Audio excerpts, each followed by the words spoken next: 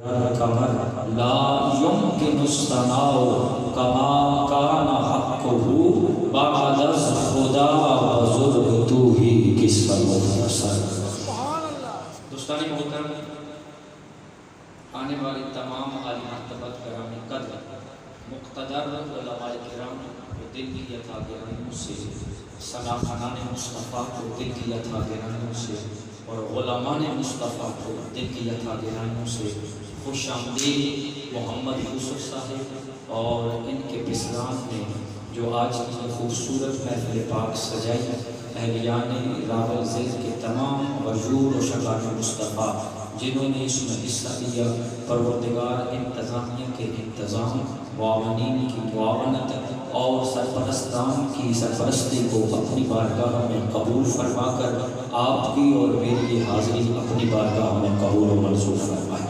آج کی جو خوبصورت محفل پاک زیر سرپرستی خطیب جامع مسجد حاضر الحاج محمد شفیع صاحب، زیر صدارت و خصوصی خطاب آل نبی اولاد علی فخر السادات حضور قبلہ پیر سید مفتی محمد لقمان شاہ صاحب رضوی، اور ان کے ساتھ ساتھ خطیب اہل سنت مجاہد اہل سنت حضرت علامہ مولانا محمد اسلم چشتی صاحب، خطیب اعظم بڈیال. آج کی اس خوبصورت محفل کی رونق آل نبی اولاد علی فخر السادات حضور قبلہ سید ثاقب الحسن شاہ صاحب، آپ اسٹیج کی زینت بنی ہیں. دیگر جتنے بھی علماء کرام موجود ہیں، سب کا آنا پروردگار اپنی بارگاہ میں قبول و منظور فرمائے. اب آپ کی توجہ پوری محفل کے اندر مرکوز ہے. ایک جملہ اور تلاوت شروع.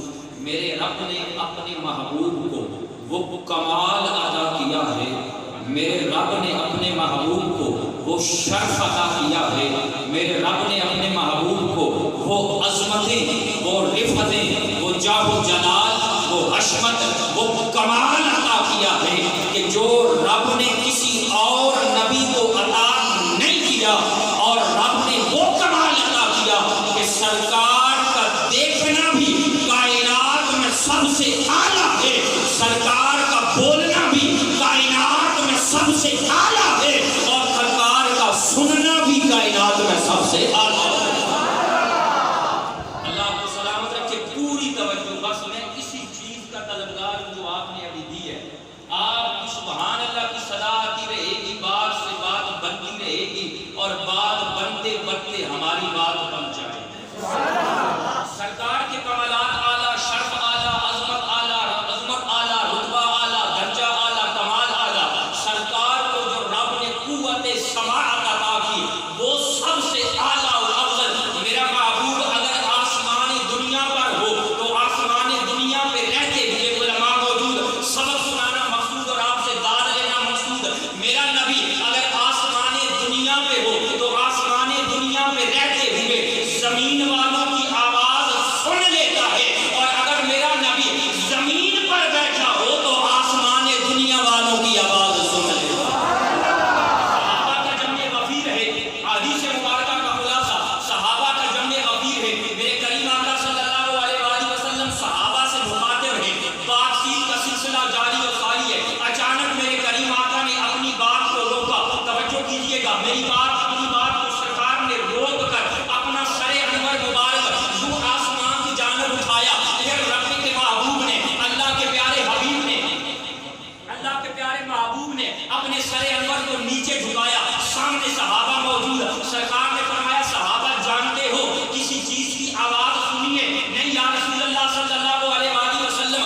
آقا ہم نے نہیں سنی. آؤ عقیدے کے دریچے پہ اور عقیدے کے دروازے پہ دستک دے کر آپ کو عقیدے کی بات بتا کر آگے بڑھنا چاہتا ہوں. نبی ہمارے جیسا نہیں، نبی تمہارے جیسا نہیں. بظاہر نبی کے بھی دو کان، بظاہر میرے بھی دو کان، بظاہر نبی کے بھی ہاتھ، بظاہر نبی کے بھی کان، بظاہر نبی کی